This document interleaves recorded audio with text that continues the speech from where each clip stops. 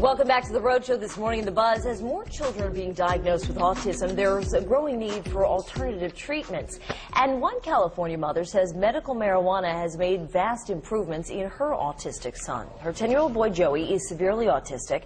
He weighed just 48 pounds. But Joey's mom claims that all changed when she began giving him marijuana brownies. Take a listen to what she had to say. Everyone who came to my home was watching me watch Joey die.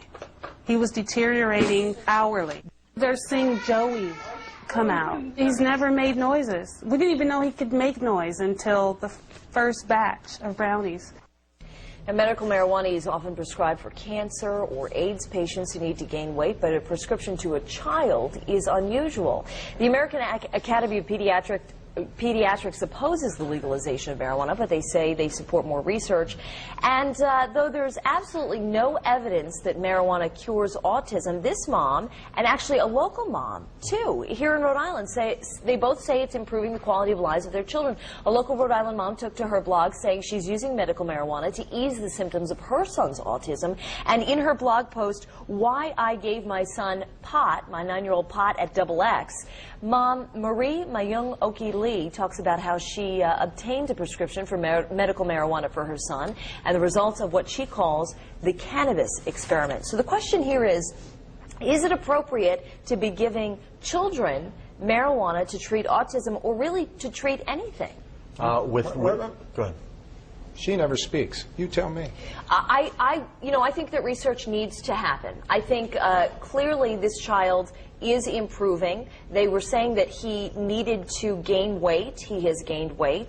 Apparently it is working for some people, but I think that this is a very slippery slope. I think that just like prescription medications can be used in an off-label type of way, marijuana is being used in an off-label type of way, if you can call it that.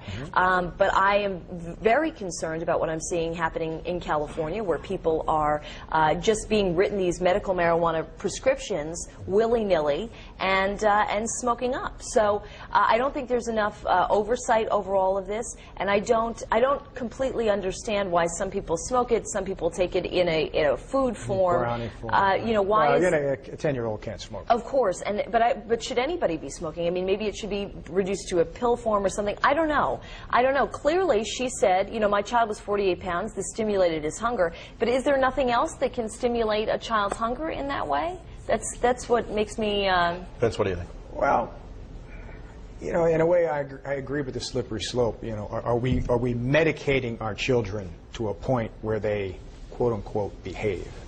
I don't have an autistic child, thankfully, but I do have a friend who does have an autistic child, who is at a point where she can no longer control him and is at this heartbreaking point of nearly having to put him in a facility. Because he bangs his head on a wall uncontrollably until he bleeds. He's a danger to himself and to other people. And that's correct. So does the medical marijuana go and calm him down to a point where he doesn't do that? Right. If that's the case, is it justifiable? You know what I have to say? The initial fight with cancer and with AIDS, with giving them marijuana, I can understand being a major issue because it's like marijuana. How is that going to cure anything? I have two nieces and a nephew that have something that's very close to autism, and they're looking for a treatment for them. Anything that can help them, especially if it's natural. I think I mean, I don't want to use it as a natural. Excuse me, cocaine's natural too. Well, exactly, but this is the point. If we're going to put kids on Ritalin, we're going to do stuff like that. I understand. That's chemical. This is.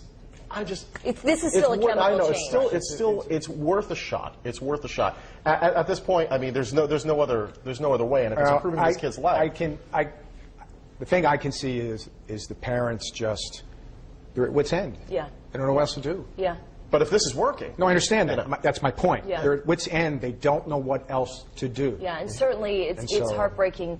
Courtney, I want to bring you into this because certainly it's heartbreaking to hear this mom's story of this child who was underweight. She said, people were just watching me watch him die, and I was looking for something. And certainly I think most people can sympathize with the ache that she had to help her child, at least. Yeah, on the live blog, they're actually agreeing with what she's doing, and there's one woman on Facebook who doesn't, so I'll get to that out. Let's head to foxprovidence.com on the live blog. And Smokey Wolf says if it helps keeping him focused and helps him in any other way, why not use it? And this one's from Lisa, and she says, well, if she's tried everything else and nothing else helps, then I guess so. But it is shocking to hear what made her start trying, what made her think it would work. So there are some questions being raised out there. And here's our poll right now on the homepage of foxprovidence.com. Do you think the prevalence of medical marijuana has led to its overuse? And your choices are A, yes, it's becoming too common, or B, no, people should use it if it works. Here's a snapshot of our Facebook page. We've got a couple of comments, and Carol says she really does think that it's being overused. Giving medical marijuana to a 10-year-old is ridiculous.